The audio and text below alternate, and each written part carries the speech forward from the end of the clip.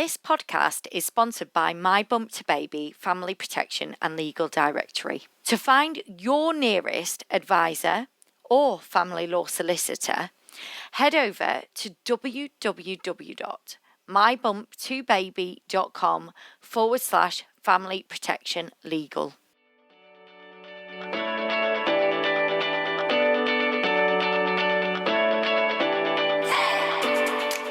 Hello and welcome to My Bump to Baby Expert Podcast, where we bring experts from all over the UK to answer your questions on everything pregnancy to preschool.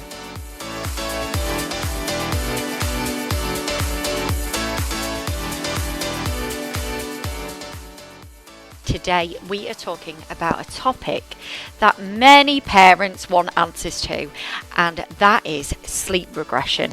My guest today is Jemma Munford from Blissed Out Babies. I hope you enjoy this episode. Hello everybody and welcome to My Bump to Babies Expert Podcast. Today I am joined by sleep expert Jemma Munford, and Jemma is part of Blissed Out Babies, and today we're going to be talking all about sleep regression. So hello Jemma, how are you? Hi Carla, I'm great. Really happy to be here to talk about what lots of parents worry about and hopefully offer some tips. Oh, brilliant. Sleep regression is a subject I see so many parents talking about regularly, or a lot of the time mentioning the 4-month sleep regression, but actually it's so much more than that. So I'm really looking forward to speaking to you on this subject. So Jemma, can we start with what is sleep regression? So I suppose in its ultimate definition, a sleep regression is where sleep gets worse or goes back to how it was before. Now, the term regression is a bit of a complex one, really, because actually what's going on in our little babies or our child or our toddler is that they're actually progressing in some sort of development, or the brain's growing, or something is growing or changing, rather than regression would say getting worse or going backwards. So actually it's a progression rather than a regression. But it's often a period of time there where sleep does go out of the window a little bit.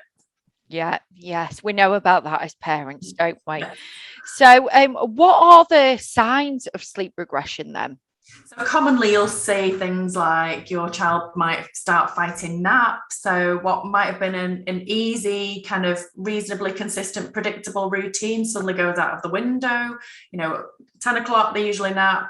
No, today they're kind of kicking off a bit, having a cry, maybe not even tired. They might be fighting naps. Bedtime sometimes can go in a similar way. So if you've previously had quite a simple, smooth bedtime and your baby seems ready to go to sleep, all of a sudden they're fighting bedtime as well, don't appear to be tired. And sometimes it will mean that they'll wake a lot more overnight as well. All the fun things. Oh yeah, the thing is, it's hard, isn't it, for parents, because they do. I mean, George, he used to have 2 naps, like 1 in the morning, 1 in the afternoon, and sometimes it's hard to know, are they just growing out of the naps, or is this just kind of part of the sleep regression, really? Yeah. So I would say if everything's previously been working well, and all of a sudden they start fighting a second nap, if they have a nap in the morning, that might be time to just reduce that morning nap to see if the second nap still happens. So if you have a fiddle around with timings and it's still happening, then highly likely that it's going to be some sort of developmental or sleep regression that's impacting the sleep. So sleep regressions often happen for 2 to 4 weeks at a time.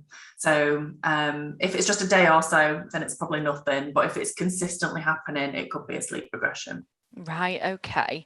So when does sleep regression happen in a baby, toddler's, child's life? So we'll keep it to the first couple of years just for this podcast. Yes. Because we could talk about it a long time. But essentially, the common time everyone will have heard of is the 4-month sleep regression. And actually, that can happen anywhere between 3 and 6 months. There's often a little blip around 6 months, 8 months-ish. 10 months-ish, dare I say it, 12 months as well. And then often 14 to 18 months, that can be a little bit of a tricky period as well. And the things to look out for is if your child's learnt a new skill, so say they're chatting a lot more, or they started rolling or crawling, any of those big major developments that you can really tell they've learned a fantastic new skill, often sleep will be impacted, and it's because so much is going on in the brain. But yeah, the most common one people have heard of is a 4-month sleep regression. But actually it happens between 3 and 6, so that's not even very predictable either. Yeah, I've seen a lot of people talk about that one. Perhaps that's the one that people know more about. I think so. And I think naturally when, there's lots of mums chatting together, because you go into lots of baby groups and I think it's just more spoken about because naturally there's lots of mums going through that same thing at the same time.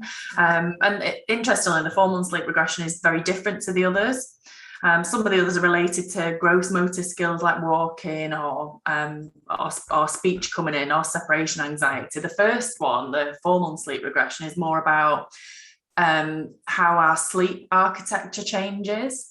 So instead of children having deep sleep, light sleep, deep sleep, light sleep, which happens from newborn up until about this time, they start to have a sleep cycle that's a little bit more like an adult. So it goes through lots of different stages of sleep.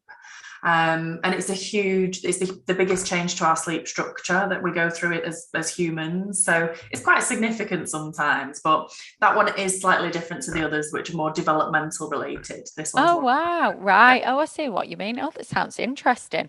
So I know you covered it a little bit with them changing and reaching, what's the word, milestones. But is that why sleep regression happens then, or can there be other factors? Yeah, so often it is related to a developmental change. So things like rolling, crawling, they take a huge amount of brain power.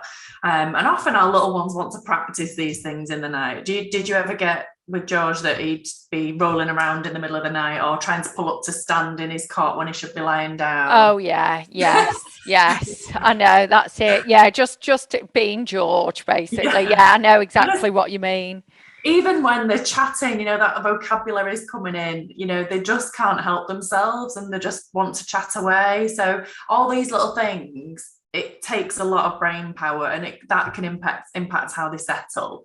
Sometimes sleep can obviously be impacted by other things. So it could be that they're feeling unwell, maybe they're teething, things like that. But they will usually pass a lot sooner and often a little bit quicker than a usual sleep regression, which I would say, like I say, probably 2 to 4 weeks usually. If it's sooner that it passes, that's great. But often you're in for a couple of weeks at least, I would say. Yeah, that's great. So, what would be your top tips then for surviving sleep regression? Yeah, so I bet you get asked this a lot. I do. And sometimes in the sleep coaching process, if I'm working one-to-one with a client for a couple of months, sometimes in the middle of that period there'll be a sleep regression, and actually often we might need to pause what we're doing, because if you think about it, there's so much going on in your baby's brain. They're learning how to roll, which involves so many different muscles and coordinating that. They've got the intention to do it. They've got the strength to do it. There's a lot that's going on there. If you then start trying to change the routine or how you're settling them to go to sleep or something, significant like that, there's too much going on there, and actually probably going to do a lot of hard work for no result. So if you're expecting that your baby might come to the 4-month sleep regression sometime soon, it's really nice to get into some really good sleep habits first. So if you're in a nice bed, you've got a nice bedtime routine, if you're kind of having just about the right amount of sleep in the day, you've got some good practice like having it dark at night time and having it nice and bright in the daytime, and following all their sleep cues, that is really good sleep hygiene, and it's fantastic to have that in place before the regressions hit, because you've already got those things that are going to help. Other things are just making sure that you're able to rest, because actually dealing with a child in a sleep regression, it's very tiring, isn't it? I mean, I remember with my daughter's 8-month sleep regression was pretty tough. And actually it impacted me more than it did her, I think, because I was just so exhausted. So making time to get some rest in the daytime, if your nighttime is awful, which it can be, is a really good tip. So try and have some time where you're doing something for yourself that you're feeling like, it's not relentless looking after your baby all the time. Try and get a bit of a break so you've got some time to yourself. And just look at things like, are they having enough sleep in the day? Are their wake windows about right? So they're not too tired, they're not overtired, because some of those things can impact the nights and it can look like a sleep regression, but perhaps it's not. So just having a look at their sleep needs as well, and just making sure that your child's getting what they need. But look after yourself, get help if you can, and try and rest in the daytime if your nighttime's awful. Yeah. No, that's great advice. So another question for you. Can you avoid sleep regression? So I would say probably not. Naturally, there are going to be some children who just sail through these developments and it has no impact on the sleep. I mean, very rarely do I come across a parent with a baby that has slept brilliantly from very tiny all the way through childhood. Just, they do exist, I'm sure, unicorn children. Yeah.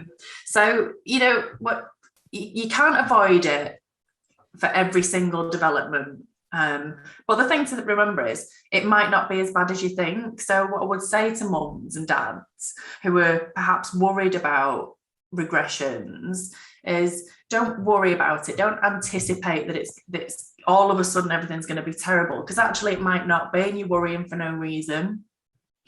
So I would say just make sure that you're doing those good sleep hygiene things, making sure you're in good routine, good habits with your baby, and you're in the best position there for it not to impact as much, hopefully. But no, I don't think you can run. No, you might be one of the lucky ones, though. You might be.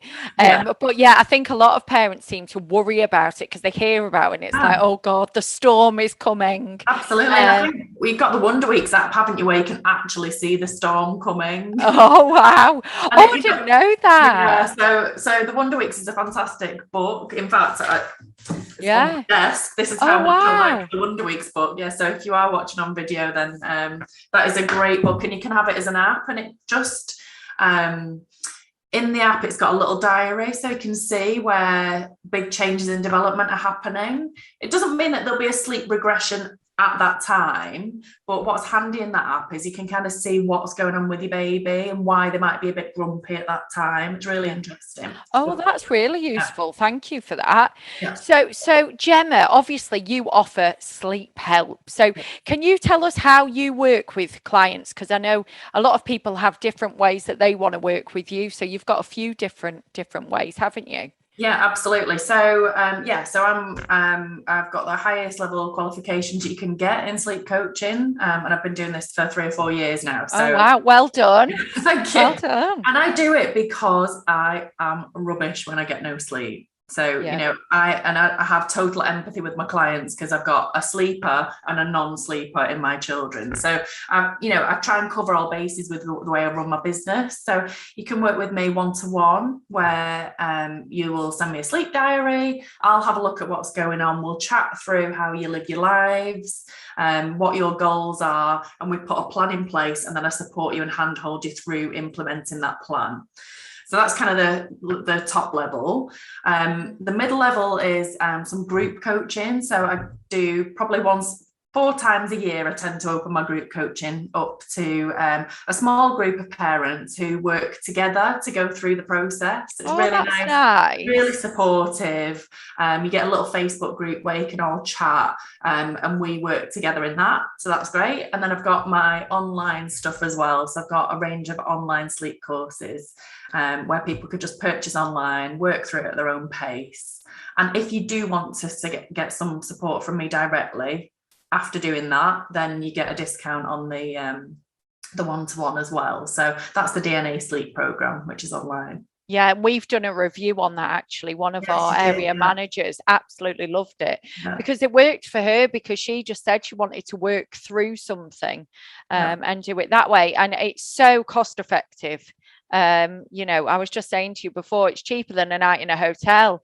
So, you know, it's brilliant. It's a really good way to do it. But that's brilliant. Thank you so much for answering all of those No questions. problem. It will help a lot of people. So, Jemma, can you just remind people where they can find you? Absolutely, yeah. So I'm actually based in Manchester but work online. So if you're a northerner, feel free to drop me a message and maybe we can meet up for a coffee. If not, then you can catch me at Blissed Out Babies, and I'm on Instagram and Facebook, and you can see my website too. I've got loads of free resources on the website for people needing help. Oh, that's brilliant. So I'll put those links on the end of this podcast so then everyone's got them. So thank you so much, Jemma. That was really useful. Thanks, Carla. Thank you. Thank you for watching our YouTube video today. If you are liking what you're viewing, don't forget to hit that subscribe button so you can see more of our videos and more of our updates.